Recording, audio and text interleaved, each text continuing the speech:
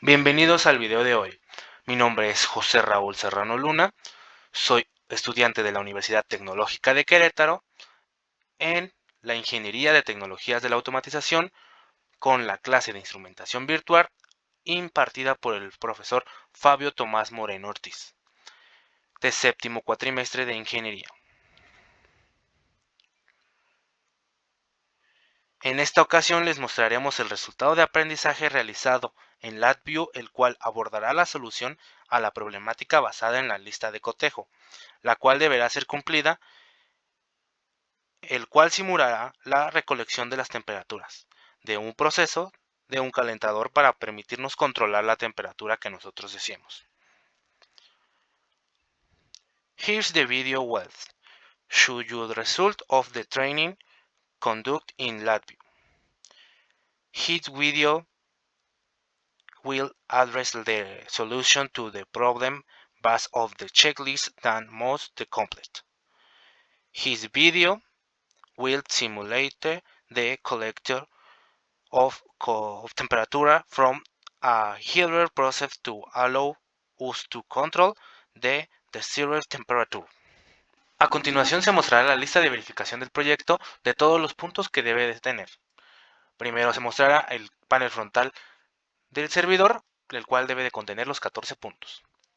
Después el panel del código, que debe de tener del 15 al 20. Para finalizar, la operación del servidor son las operaciones o puntos que debe de seguir el servidor a la hora de hacer su operación. Para finalizar, pondremos el panel frontal y estos son los puntos que debe de seguir el cliente en su panel frontal. Después, el código, los puntos del código, y para finalizar lo mismo, los mismos puntos que debe de seguir en operación.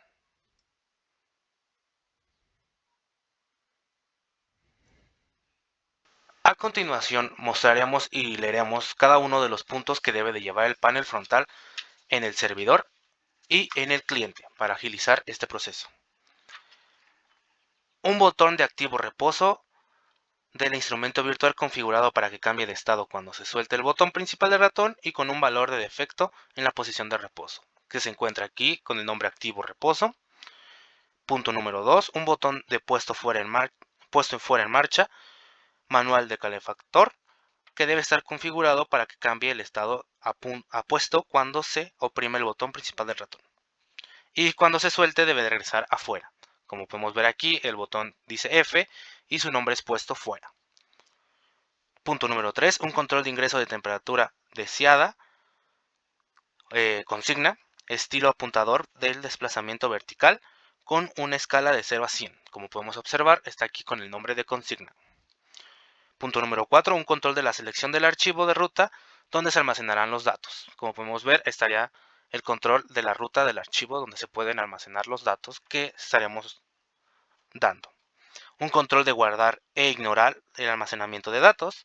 Lo podemos ver en la parte de aquí, guardar e ignorar. Un control de paro para detener la ejecución del instrumento virtual, configurado para que cambie de estado cuando se oprime el botón principal del ratón o con la combinación control F más 1, control más F1. Como podemos ver, está aquí en la parte central con el nombre stop. Un indicador gráfico con autoescala en el eje vertical, la cual nos pondrá el valor medio de las temperaturas, el valor deseado de la temperatura de consigna, las últimas 10 muestras altas y las últimas 10 muestras bajas, y también el valor de la temperatura ambiente. Como podemos observar, está aquí el procesador gráfico y también está aquí nuestras partes o temperaturas que desearíamos mostrar, o puntos. Punto número 9, un indicador de temperaturas controladas, variable medida, estilo termómetro. Como podemos ver, estaría en la temperatura controlada, que sería la variable que queremos medir. Punto número 10, un indicador de temperatura ambiente estilo termómetro con una escala de 0 a 100. Como podemos ver y observar, estaría en esta parte de aquí, temperatura ambiente, con su escala requerida y todos sus datos necesarios. Punto número 11, un indicador a la actividad del calefactor estilo LED. Sería en la parte cuando está en verde está desactivado y cuando está en rojo estaría activado. Todos los indicadores y controles tienen etiquetas y escalas, sería el punto número 12. Como podemos observar en todo nuestro panel frontal, todos y cada uno de los indicadores tienen su nombre y su escala a la cual se están refiriendo. Punto número 13, el icono está editado y el BI documentado y todos los controles e indicadores del panel frontal tienen descripción con la ayuda y tips. Como se puede observar, todos y cada uno de nuestros indicadores están tanto bien marcados y también tienen su... A continuación, una vez revisado el panel frontal tanto del cliente como el del servidor, revisaremos la parte de los puntos en la parte de código. Punto número 15, en la parte del servidor, el código principal existe al menos una estructura de máquina de estados, como se puede observar en la parte donde dice unificación de datos. En la parte de abajo está nuestra máquina de estados con diferentes estados en gráfica, reposo, comparación, escribir, archivo y gráfica default. Se puede ver todos y cada uno de nuestros estados, y sería la parte de aquí que estaría cambiando los estados dependiendo en qué condiciones caigan. Punto número 16, cuenta con al menos una subrutina. ¿A qué se refiere esto? Que cuenta con al menos un sub-BI externo que realizará esta parte. ¿Qué es un sub-BI? Un sub-BI es una parte de código que a lo mejor es un poco espaciosa y se puede mandar a otro BI para que nosotros lo llamemos y estemos mandándole la información entre esos dos sin necesidad de ocupar la estructura en nuestro código principal. Como podemos ver, tenemos uno que sería una unificación de datos, lo mostraremos, que estaría en la parte de aquí, que estaría decidiendo cuándo unificar y mandar los datos, cumpliendo con esta parte del código. Pero también podemos ubicar que estamos teniendo esta parte que sería comparación de los datos, que tendría otro sub-BI, y estaría acomodando los datos para no hacerlos y no abarcar esta estructura en nuestro panel principal de nuestros diagramas. También se puede observar que tenemos otro en la parte de aquí, que sería nuestra siguiente subrutina, que podría ser, este sería el código que estaría mandando a guardar el archivo, dependiendo de qué línea del código sea. Como se puede observar, se cumple este punto porque tenemos más de un solo subrutina. Punto número 17, el caso del lenguaje gráfico, no hay elementos encimados que hagan difícil ver los datos o el flujo de datos.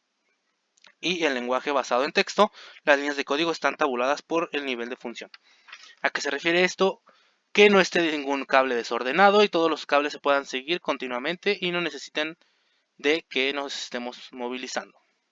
Como se puede observar, todos y cada uno de nuestros cables se pueden seguir y ninguno estaría encimado ni se están detectando ninguna forma de no ver nuestros datos o seguirlos. Como se pueden observar, el código contiene etiquetas y comentarios que describan el propósito de cada segmento. Como se puede ver aquí, cada uno de nuestros códigos y sub-BI tiene un comentario o alguna estructura para poder ver y saber qué es lo que se está haciendo. Unificación de datos, verdadero o falso, condiciones de inicio, estado de error, condiciones de finalización, y etc. El código principal y las subrutinas pueden observarse completamente en la pantalla, como se puede observar, y también tenemos un máximo de píxeles de 1766 por 768. Como se puede observar, en este caso la subrutina es un poco más grande que la pantalla, pero cumpliendo con el dato máximo de los píxeles requeridos de 1366 y 768. Como se puede observar aquí, todos y cada uno de los puntos se cumplen y nuestros sub-BI, como ya se vieron, también cumplen la parte de no sobrepasar los 1366 y 768 píxeles. Punto número 20, el BI cuenta con código autoejecutable. Como se va a poder ver, al finalizar la prueba, para las pruebas se va a realizar en el código autoejecutable. Esta parte se cumplirá en unos momentos. Ahora, como estamos viendo, dice no es mi nombre y que la evaluación, y nos indica que es el servidor. Ahora nos iremos a la parte del cliente. Procediendo a las partes de los puntos, procediendo a la parte del código, en la parte del cliente, podemos analizar los siguientes puntos. Punto número 49. El código principal existe al menos una estructura de estados. Como podemos observar en la parte inferior, está nuestra estructura de datos, nuestra máquina de estados. Como se podría ver, está todo graficar, default, worldwide, archivo, reposo y más cosas. Entonces podemos observar que se cumple con el punto ya que obtiene mínimo una estructura de estados. Cuenta con al menos su rutina, como en la parte anterior. También tenemos sus rutinas en esta parte, en la parte del archivo que va a enviar el archivo. Se puede ver un subvi que nos va a utilizar, nos va a ser fácilmente para evitar tener tanto código y parte así cumpliendo el punto. En caso del lenguaje gráfico no hay elementos encimados y en caso del lenguaje basado en texto las líneas de código son tabuladas. Como se puede observar en todo el texto y en todo nuestro código, está todo el texto completamente ordenado, no hay ningún código encimado, ni las líneas de código se pierden o se enciman demasiado para poder analizar y seguir los datos en cuestión de probablemente seguir un error o para cuestión de analizarlo. Punto número 52.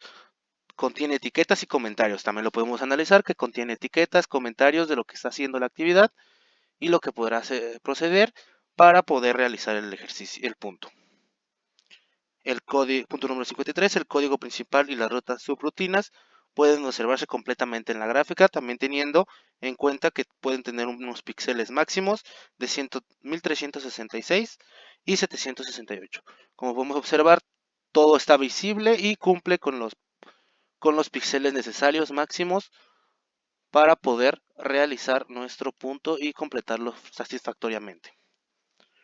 Punto número 54. El BI cuenta con código autoejecutable. Eso lo veremos en unos momentos.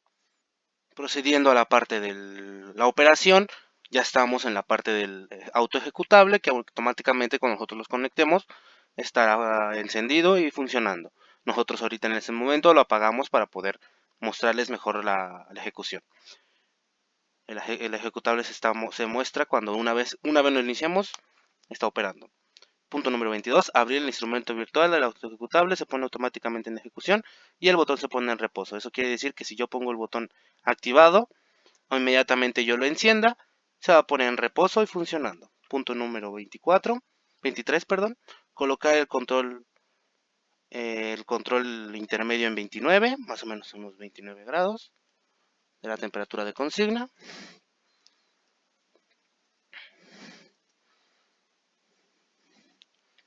29 grados y colocarlo inmediatamente y colocarlo en activado el activo y reposo. Como podemos observar, ya está midiendo nuestras temperaturas, cumpliendo con el punto. Vamos a colocar varios valores de consigna arbitrariamente y tenemos que estar recibiendo temperaturas calentando o enfriando el ejercicio. Como podemos observar, si nosotros subimos la temperatura, se activa nuestro calefactor y empieza a calentar para poder llegar a la temperatura deseada. Si nosotros bajamos la temperatura, este se desactivará y empezará su parte de enfriamiento. Punto número 25. Se debe de ingresar una temperatura en la temperatura deseada, una temperatura menor a la de ambiente y este automáticamente se debe de colocar en la temperatura de ambiente. Si nosotros intentamos bajarla, este inmediatamente regresará a la temperatura de ambiente. Punto número 26. El control de la temperatura deseada, si es mayor a 100, se pondrá automáticamente en el rango máximo que es 100. Si nosotros colocamos un 140, por ejemplo, automáticamente ella se activará en 100, activando todos nuestros respectivos controles. Punto número 26, el que acabamos de cumplir. Punto número 27, cuando pulsamos el puesto fuera de calefactor, nosotros podemos encender el calefactor en caso de que la temperatura esté por debajo del nivel que necesitamos. Para este caso lo bajaremos para que se desactive y una vez nosotros activemos puesto y fuera de marcha, este mismo se pondrá activado y una vez lo desconectemos se desactivará. Punto número 28, cuando nosotros presionamos guardar, este mismo punto empezará a guardar en el TXT. Como podemos ver, una vez ya tengamos este punto, empieza a guardar nuestros datos. y automáticamente este punto ya está guardando. Punto número 29. Si nosotros desactivamos el activo reposo, esto debería de iniciar un proceso de secuencia que no funcionará nada. Como podemos ver, nuestra secuencia ya no está funcionando nada y no hay ningún problema con el punto. 30. El servidor permanece ejecutándose sin que el cliente esté conectado. Como podemos ver, el cliente no está conectado en esta vez y el servidor sigue funcionando y estaba funcionando. Punto número 31. Actualiza los datos con el cliente. Punto número 32. Guarden el archivo txt con la tabla deseada como la necesitemos. Y por último, el botón de paro parará automáticamente el servidor y iniciará una secuencia de paro. Activaremos el servidor para poder probar esto. Como podemos ver, el protocolo de paro se ejecuta automáticamente.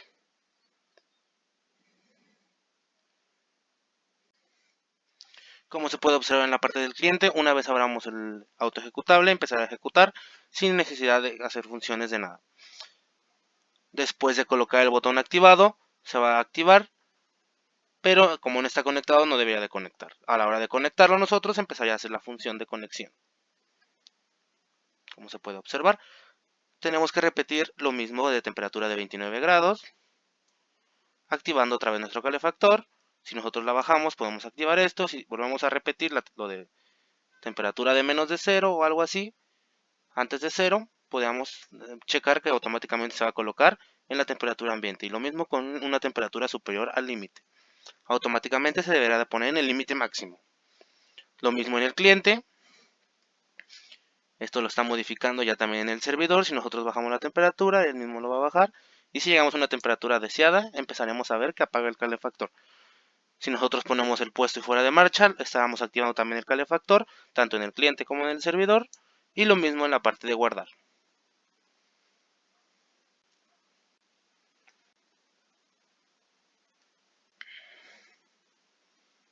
Una vez desconectado el servidor el cliente dejará de mandar datos. Después de finalizar el stop, podemos finalizar lo mismo que en el bake servidor, nos aparecerá una secuencia de cierre. Como podemos observarlo, el cliente está desconectado y todo está desactivado.